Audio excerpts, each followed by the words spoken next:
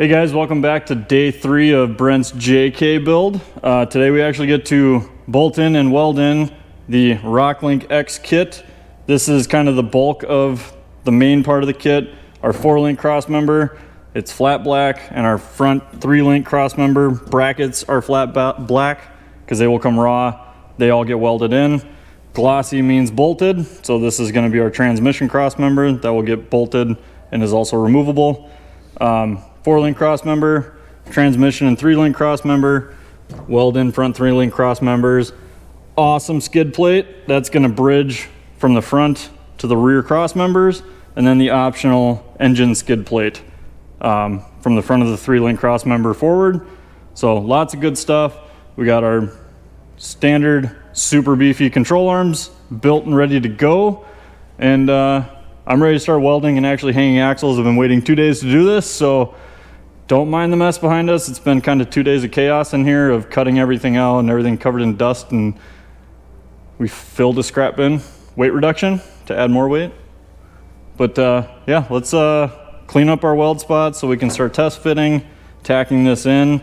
We do have to do some tub clearance for the Rubicon transfer case.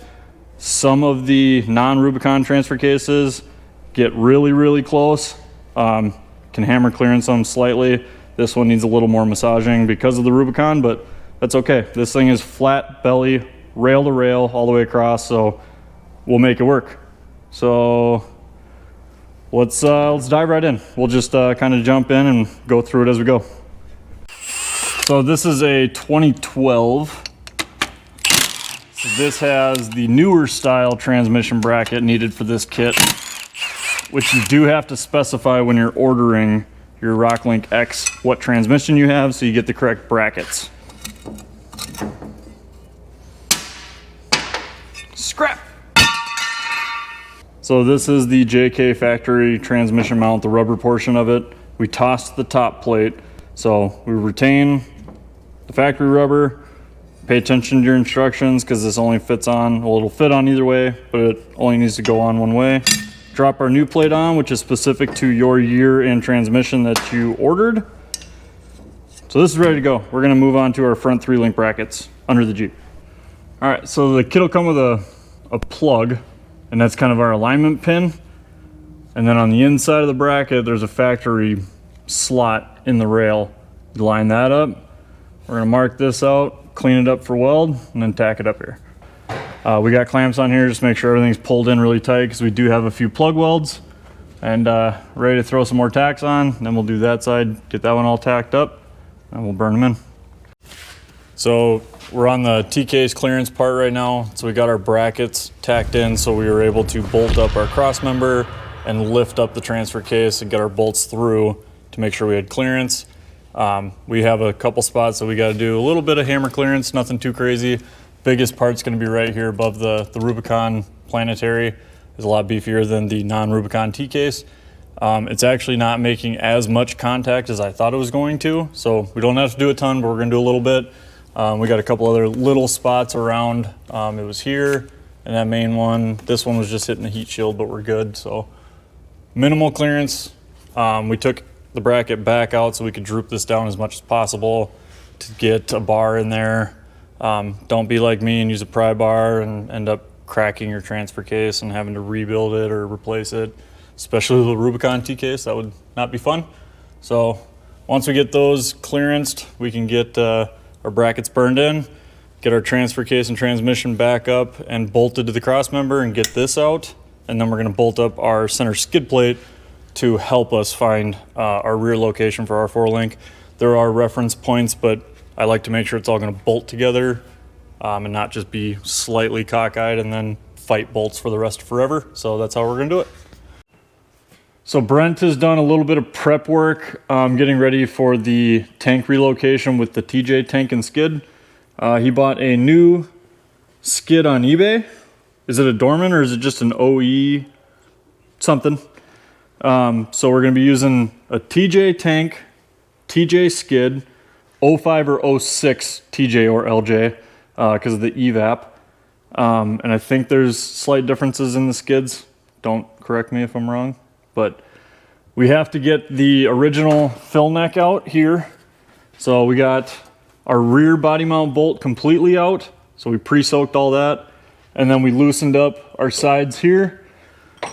And then you can get a pry bar in here and it separates the body from the frame slightly. And then we're gonna pull the fill neck out the side here because we have to do a cut somewhere in here on the metal neck and turn it to go into the new tank. So we don't need to replace any parts, just gotta pull them out, cut them, turn them and weld them. And then we gotta do some cutting up in here. But that's step one, was to get body mount bolts out. That was a concern because sometimes they don't want to come out or sometimes they snap. These came out pretty easy, thankfully. And now we got to get that fill neck out. So once we move over to the cutting and modifying in the rear end, we'll get some shots of that and kind of just clip that into this video as we go. So let's get that out.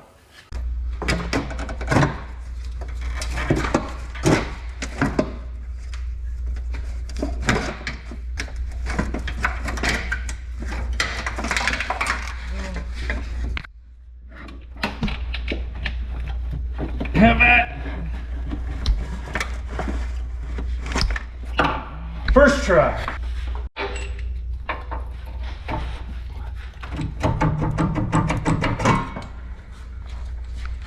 So we got carpet peeled up. We did some cutting underneath, which will show you once we get the cargo area cut out. So we're conservatively cutting out this pan here. It's probably hard to see, but there are plug welds here. So there's an internal brace. They got them pointing to just to show for camera. And then right after it clears and starts flattening out, so all the way across. And then there's a double seam here underneath the seam sealer. So we're cutting on the single side of the double seam. Maybe you can see it over here. So this floor tucks underneath this piece here. So we're cutting in front of that seam.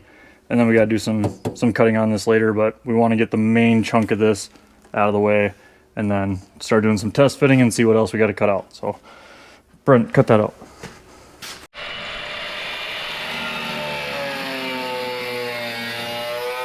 So Brent's done with the pump. Essentially, he ordered online an extension kit. So it's going to have longer rods. Did it come with a new spring? No, no spring? Reused spring. This is the JK pump. So essentially, you're just extending it. The fuel gauge will be off, just so you're aware of that. So longer rods, extend your wires, drop it into an 05 or an 06 TJ tank, and run with it. So he's already got all that cut out. We're going to drop that in the skid plate so we can start test fitting to see how much of that backing plate we need to cut off to get this up as tight as possible. So to catch you guys up with the TJ tank relocation, we got our hole cut out. This is where we were talking about that double seam. You know, you can see the little bit of plug welds. I don't know if you can on the camera, but had to cut that, you know, bottom out, and the jack spot is gone. We had to trim up the body mount edges here and here on both sides. And then we made a bracket to hang the back side of the tank. Pretty simple bracket, but if you guys want one made that we can offer for the relocation for the TJ tank, just drop a comment, let us know if there's enough people interested, we can make them. And then just drill 2 holes through this channel, and they got to go all the way through, and we'll put washer nut on top, and then this thing's literally just going to bolt right in. And then we got a little bit to do with our fill neck and our vent tube, but nothing too crazy there. And then finish the top how you want. Flat play with an access door, seam seal it, bolt it in, whatever you want to do. I think Brent's got a cover coming that's got an access hole, so it'll have probably pop rivets, seam sealer with an access door to the fuel pump, and be good to go. So we're gonna get this bolted in so we can finally stuff some axles in here. The other thing I wanted to show you is we did have to chop the front bracket off and drop it. We dropped it roughly 2 inches after getting it mocked up in there. You'll want to play with that measurement a little bit. Probably could have done just an inch, and then that would have kept the tank a little more level. It's not pitched real bad, but level would have been better. So we're gonna get it bolted up in there, and then we'll jump back in with you guys when we get to the fill neck. All right, so we bolted our skid plate to our rear 4-link, put it up on the transmission jack. fit it between the rails, pumped it up till we got close, threw 2 bolts into the 3-link cross member to make sure everything was lined up. Got it tight now, made sure that our left to right was good, and now we can tack in here and here. So get those tacked, and then we can drop this down, take the skid. Before you drop it down, you want to put a center punch or a drill bit or something to get your holes for your rib nuts that need to go in for your skid plate. And then we can get that skid plate out of there, weld what we need to weld, paint what we need to paint, put our rib nuts in, and bolt it all back together, and then start doing our control arms. So tack these up and keep moving. So the super cool bracket they busted out with the laser and the bender right here. We got our 4 bolts there, and we got a few bolts coming through the frame there holding that bracket in. Jump to the other side. We've got a spacer that we dropped at roughly 1 inch to try and level this out a little bit because we didn't pull measurements to see how it would flatten out. But yep, they go all the way through, tight up top. Brent's working on fuel lines now. We need to get the rear axle in so we can see where we've got some room for the evap canister so that we can either build a bracket to mount it or see where we can tuck that so we still has this full emission, which Minnesota doesn't have that, but keeps the check engine light away hopefully. So we're gonna hang this, get our shocks and springs in, make sure we can articulate it, see if we're gonna have any clearance issues. Then we're gonna hang our front axle and then work on our exhaust. So it's all kind of coming together.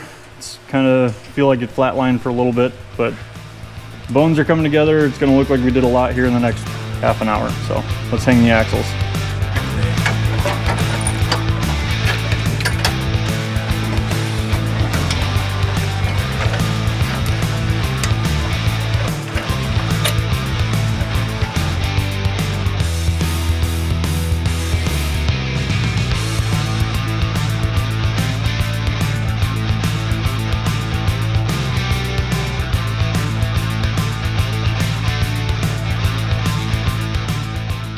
So this had earlier shot where we had to separate the frame and the body to get the fill neck and the vent tube out. So it's going to be hard to see, but this tube essentially used to come down and cut on top of the frame rail. So it's actually cut up there, turned, and then welded all the way around so that it goes towards the TJ fill spot. So no parts are added or anything, just literally cut, turn, and weld, and then everything will line up, be good to go. So the TJ tank was actually a lot easier than I thought it was going to be, but it was very tedious with extending all your electrical, extending your JK fuel pump to reach the bottom of the TJ tank, pulling all the little extra stuff. So Brent did a good job with it. It looks fantastic. It's tucked up there. Our axle, which we have in now, clears it beautifully. We got our exhaust all done. The instructions are very detailed in the exhaust, but there is a lot of make sure you have clearance around all your parts, and we'll do a quick run through of the exhaust here in just a minute to show you where to look out. We got to get our coil spring and our shock in over here. We were flexing it with the arms to make sure everything was going to clear, and then to measure for our bump stop extensions. So we ended up with going with a 4-inch bump stop extension on a 3.5-inch lift with the Fox 2.0 shocks. 37-inch tires. 37-inch tires, yep. So we haven't test fit the tires with the lift yet, but the tires were test fitted for the wheel wells, and Brent did trim these back a little bit. Sliders look pretty rough. They're on the list, but not on this build list currently. That'll be on a future list. So we're going to jump to the front here, and we're going to walk through the exhaust really quick. So dual triangulated 4-link, so no more track bar. This thing has so much stuff and so much droop. Everything under here is extremely tight tolerance. So we had to, as we were doing the exhaust, we fully stuffed this and drooped out that side to make sure that our upper and lower control arm wasn't going to make contact with the exhaust. Exhaust loops around the coil spring and around the shock to keep everything up and out of the way. So you want to make sure you have clearance on your cross member here for the frame, and then this goes through our 4-link cross member. So we got to make sure we have clearance all the way around it, in the rear and in the front. We've got our new muffler here. They are directional, so make sure you pay attention when you look in it. When you're looking in it, if you can see the holes, then that means you want air hitting those holes. So holes should be open to the engine. If you can't see the holes, it's backwards. So what we did is we drew arrows showing airflow. So if we forgot to look, hopefully somebody caught it before it got burned in and sounded like crap. So still got to finish weld the front of this one. This front is very tight, but we do have a hanger, so shouldn't have any vibration worry there. It's very helpful to have two buddies to help you kind of hold everything, put blocks in, tack it. When you do tack it, don't just tack it, because it will shift quite a bit. I mean, I think I had like 6-7 tacks around each joint before we actually moved to the next joint because it was moving so much. So the exhaust took quite a while, but moving forward, we've got our cut and turned, beefy trussed, internally sleeved, now big brake kit JK Ruby axle under here. Still got a lot of buttoning up to do. We were hoping to be off the lift tonight. We'll see if it's gonna be a late night or if it's gonna be an early morning. So we got our outboard brackets installed. It uses a sleeve inside of the factory shock mount. Some have 2 holes already there, some have 1 hole, some have none. So you gotta drill out these 2 bottoms for those plates, or the bolts to sandwich the plate, and then the outboard. And what that does, gives us a little more clearance here for the longer shock. So when you're full stuff, one side drooped out is gonna get really tight up against that frame rail. Without having these on there at this shock length, we'd be rubbing that body right on the frame rail there. So no problem there now, hopefully. Stainless steel 0 to 4 inch lift height brake line extensions, and the JK hydraulic bump stops.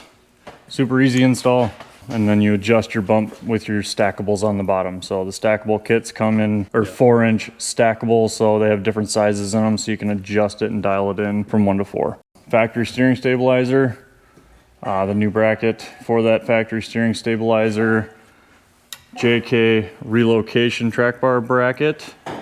This is the JK 1-ton OTK kit.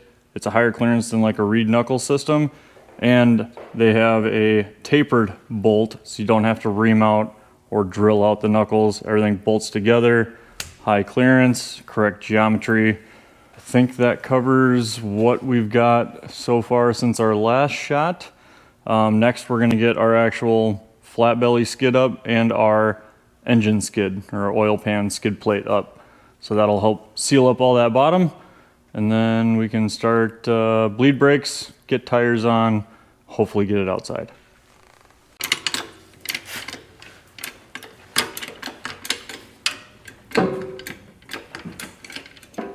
So just to show you guys, new product by Iron Rock. These are, when the material isn't thick enough to countersunk the material, they now have the countersunk washers.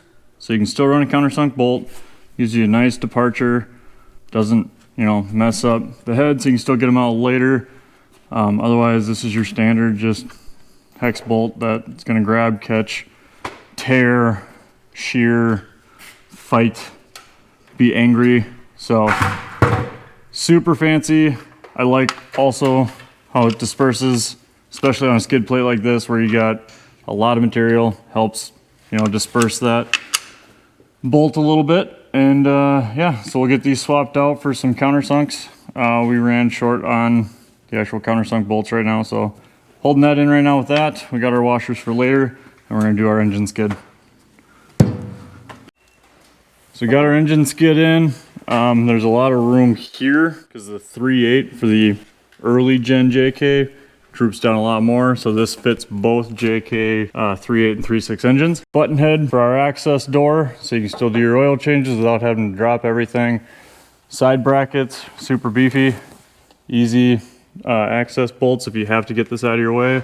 To fully drop it out from under to do an oil pan, 4 bolts. So 2 button heads back here. We're gonna swap them out later for the new countersunk flat washers. So we're armored all the way from the front axle to about a foot behind the T-case. So frame rails are right here. We were flat belly all the way from our control arm point to control arm point. So whole belly is up. We didn't pull a measurement, but between gas tank, it's got to be up at least 3 inches. So we gained 1.5 inches in the lift that we put in this one, and at least 3 inches of belly height, which is huge. So full armor, higher belly, perfect for off-road. We have a couple things to button up here, and then hopefully roll this thing out and onto the RTI ramp.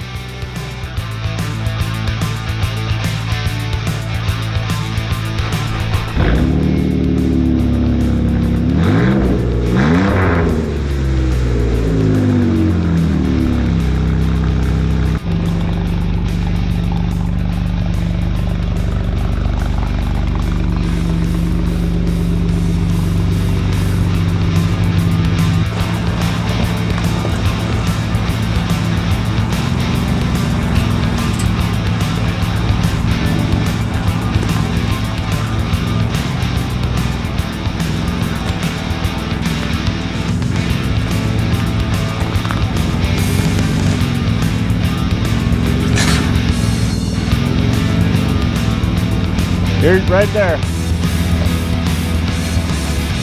Solid 80. You're just starting to three-wheel.